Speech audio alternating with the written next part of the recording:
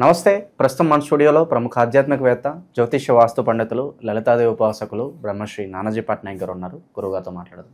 నమస్కారం గురుగారు. శ్రీమాత్రే నమః. గురుగారు, జూలై నుంచి డిసెంబర్ వరకు ఓవరాల్గా మిథున రాశి వారి పరిస్థితి ఏ విధంగా ఉండబోతుంది, ఎలాంటి జాగ్రత్తలు తీసుకోవాలి, ప్రధాన గ్రహాలు ఆధారంగా తీసుకుని వీళ్ళ పరిస్థితి రానున్న రోజుల్లో ఏ విధంగా ఉంటుందో మాకు తెలియజేయండి. ఒకటండి, వీళ్ళకి ప్రస్తుతం గురువు రాశిలో సంచరిస్తున్నాడు మిథునం వారికి.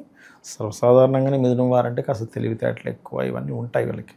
ఎప్పుడైతే గురువు రాశిలో సంచరిస్తాడో, సప్తమాన్ని వీక్షిస్తున్నాడో, వీళ్ళకి బిజినెస్, విదేశాలకు వెళ్ళేటువంటి అంశాలు, వివాహ సంబంధించిన విషయాలు పాజిటివ్గా ఉంటాయి. ఎందుకంటే తన రాశిని తను చూసుకుంటున్నాడు కాబట్టి. ఓకే. కాకపోతే ఇక్కడ శని వక్రగతి ఉంది. ఎప్పుడైతే శని దశమంలో ఉండి వక్రించాడో, ఉన్న ప్రదేశం కాకుండా ఇతర ప్రదేశాలకు వెళ్ళడం ద్వారా వీళ్ళకి కెరీర్ విషయంలో గ్రోత్ ఉంటుంది. చాలామంది చూడండి, ఇప్పుడు హైదరాబాద్లోనే వెతుకుతూ ఉంటారు. అలా కాకుండా ఏ బెంగళూరు, ఏ బాంబేనో, ఏ వైజాగో అట్లా వెళ్తారు చూసారా. అప్పుడు వాళ్ళకి ఏ ఢిల్లీనో అట్లా, అంటే ఈ ప్లేసెస్ ఈ 5 అని కాదు, ఇంకెక్కడికైనా దూరంగా వెళ్ళడం అనమాట. వాళ్ళకి అలా అయితే సక్సెస్ బాగుంటుంది. ఎందుకంటే శని కర్మకారకుడు అండి. ఈ కర్మకారకుడైన శని ఎప్పుడైతే వక్రించాడో దశమంలో, ఇలాంటి నిర్ణయం తీసుకోవడం వీళ్ళకి చాలా బాగుంటుంది. అదొకటి. ఇంకోటి, అక్టోబర్ నవంబర్ మాసాల్లో ఈ గురువు కూడా 2లోకి వెళ్తున్నాడు. ఈ లగ్నానికి బాధకుడైనప్పటికీ 2వ స్థానంలో వెళ్తున్నందుకు 2 రకాల రిజల్ట్స్ ఇస్తాడు ఇక్కడ. ఒకటి, ఫైనాన్షియల్ గ్రోత్ ఇస్తాడు. కొంచెం అంటే ఈ చేస్తున్న ఉద్యోగంలో మార్పు వల్ల, లేకపోతే చేస్తున్న ఉద్యోగంలో ఫైనాన్షియల్గా కొంత టైట్ చేయడం, ఇలాంటివి ఉంటాయి కొద్దిగా.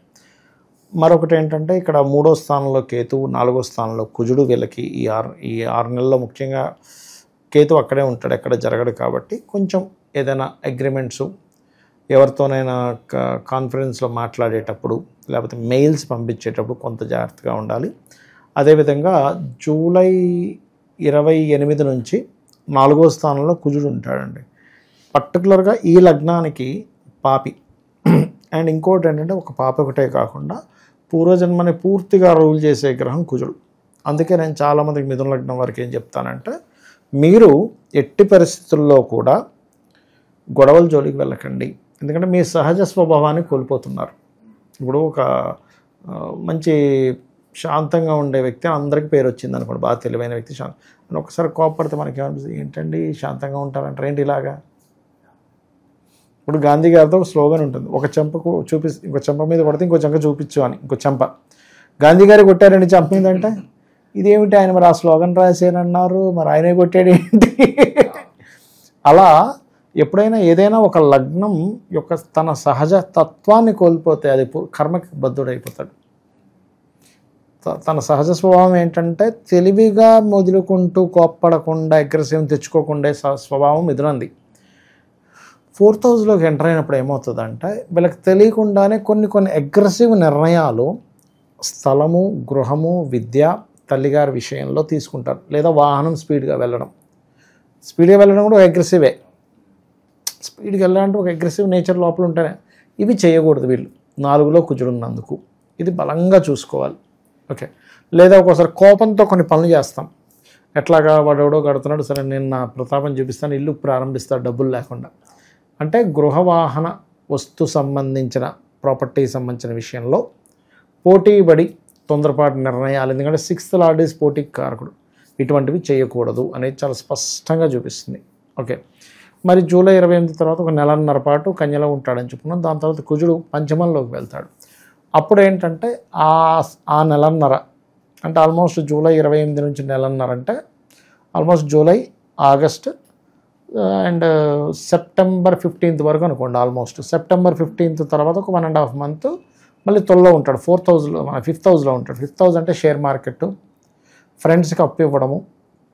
ఓకే. ప్రేమ వ్యవహారాల మూలంగా కొంతవరకు ఘర్షణ ఏర్పడము ఈ స్థానంగా చెప్తూ ఉంటారు. కాబట్టి ఈ యొక్క విషయాల్లో వీరు ఆ నెక్స్ట్ 1.5 month ఈ జాగ్రత్తలు తీసుకోవాలి ప్రధానంగా. అయితే 9వ స్థానంలో రాహు సంచారం వీళ్ళకి తిరుగుతుంది ఉంది కాబట్టి పితృకర్మలు ఎక్కువగా పాటిస్తుండాలి ఇక్కడ. వీళ్ళు ఎంత పితృదేవతారాధన చేస్తే వీళ్ళకంత కలిసి వస్తుందండి. ఎప్పుడైనా ఎనీ టైం, ఎనీ లగ్న, ఎనీ రాశి 9లో రాహు ఎంటర్ అయ్యాడు, పితృదేవతల ఆరాధన చేసుకోవాలి. అప్పుడు ఏంటంటే దేవతల కంటే పితృదేవతలకు ఎక్కువగా ఎనర్జీ ఉంటుంది మనకి చేయడానికి. దేవతలకు ఎనర్జీ ఉండదని కాదు, వాళ్ళు ఎక్కువ దగ్గరగా ఉంటారు. ఇప్పుడు చలికాలం ఉందండి, చల్లదనం ఎక్కువగా ఉంటుంది. అలానే ఎండాకాలం ఎండ మంచిదని కాదు అక్కడ అర్థం. చలి మనకు దగ్గరగా ఉంది, ఆ ఎనర్జీ మనం తీసుకోవాలి అలా అనమాట. అది వివాహ ప్రయత్నాలు చేసుకునే వాళ్ళకి ఏ నెల బాగా అనుకూలంగా ఉంటుంది? ఇప్పుడు ఒకటేంటంటే అక్టోబర్ నవంబర్ మాసాల్లో గురువు కాస్త 2లోకి వెళ్తాడు. మిగతా అక్టోబర్ నవంబర్ వదిలిపెట్టి మిగతా సమయం అంతా ఈ 6 నెలలు కూడా అనుకూలతే ఉంటుందని చెప్పుకోవచ్చు. ఎందుకంటే సప్తమం మీద గురు దృష్టి ఉంది. ఎప్పుడైనా సరే చూడండి, మనకి కామన్గా కూడా డబుల్ ట్రాన్సిట్ అంటూ ఉంటారు. వీళ్ళకి ఇక్కడ డబుల్ ట్రాన్సిట్ కొంచెం సప్తమం మీద పడుతుంది. వక్రించిన శని దశమ దృష్టితో సప్తమాన్ని చూసినా, స్ట్రైట్గా ఉండేటువంటి గురువు సప్తమాన్ని చూసినా ఈ సప్తమం ఫలకృతం అవుతుంది. సో వీళ్ళకి ఈ 6 నెలలు కూడా అనుకూలంగానే ఉంది, ఎక్సెప్ట్ అక్టోబర్ నవంబర్ మాసాలు తప్పితే. ఎప్పుడైనా గురు దృష్టి ఉన్నప్పుడు, ఇప్పుడు చూడండి మొన్నటి వరకు గురు మౌఢ్యమైంది, అప్పుడు ఉండదు, మళ్ళీ గురు మౌఢ్యంలో ఉండదు, మనకి 9వ తేదీ జూలై నుంచి వెళ్ళిపోతుంది. సో అక్కడ నుంచి బాగుంది, వీళ్ళు చేయొచ్చు. కాకపోతే వీళ్ళ పర్సనల్ చార్ట్లో వీళ్ళకి సప్తమంలో ఏ గ్రహం ఉంది, సప్తమాధిపతి గురువు కదా, వాళ్ళ పర్సనల్ చార్ట్ అంటే మిథునంలో గురుగ్రహం ఎక్కడుందో చూసుకోవాలి. గురువు తన స్థానం నుంచి ఎన్ని రాసులు ముందుకు వెళ్ళాడా వెనక్కి వెళ్ళాడా, వెళ్ళి ఏ గ్రహంతో కనెక్ట్ అయ్యాడు, దీన్ని బట్టి ఎలా ఉంటుందంటే సప్తమాధిపతి సహజంగానే గురువు ఉన్నందుకు వీళ్ళకి వచ్చే జీవిత భాగస్వామి టీచర్ జాబ్స్లో ఉండడం కానీ, బ్యాంకింగ్ రంగాల్లో ఉండడం కానీ, గైడింగ్ నేచర్ ఉండడం కానీ, ఒక మంచి తత్వం నేచురల్గానే ఉంటుంది వాళ్ళకి. ఇప్పుడు చూడండి, వాళ్ళు ఎవరింట్లో పుట్టినా ఎలా పుట్టినా వాడుకుంటే సహజ స్వభావం ఉంటుంది. ఏమిటి వీళ్ళింట్లో పుట్టి ఇలా తయారైంది మనం చూస్తూ ఉంటాం చూడండి. కొంతమంది బ్రాహ్మణ్స్ ఇంట్లో పుడతాడు కానీ పూజలు పునస్కారాలు చేయకుండా బలాదులు తిరుగుతుంటాడు. కానీ కొంతమంది చాలా అసలు వాళ్ళ ఇంట్లో ఎటువంటి సంధ్యావందనం కానీ లేకపోతే దేవతార్చన కానీ లేకుండా ఇంట్లో పుట్టి కూడా వాడు రోజు టెంపుల్కి వెళ్తాడు. ఇదేమిటి తండ్రి తల్లి ఎవరికి అలవాట్లేదు, ఎందుకు ఇలా అయ్యాడంటే బికాజ్ ఆఫ్ వాళ్ళ లగ్నం కానీ అట్లా తయారవుతుంది. అలాగే సహజంగా మిథునం వారికి ఏంటంటే వచ్చే జీవిత భాగస్వామి కొంత గైడింగ్ నేచర్ ఖచ్చితంగా ఉంటుందండి. కొంచెం చదువుకున్న అమ్మాయి ఉంటుంది, కొంత మెచ్యూరిటీ లెవెల్స్ కొంచెం బాగుంటాయి మిథునం వారికి వచ్చేటువంటి జీవిత భాగస్వామి. ఇక వచ్చే రాబోయే 6 నెలలు కూడా ఎలాంటి పరిహారాలు దైవారాధన వీళ్ళు ఎంచుకుంటే బాగుంటుందంట?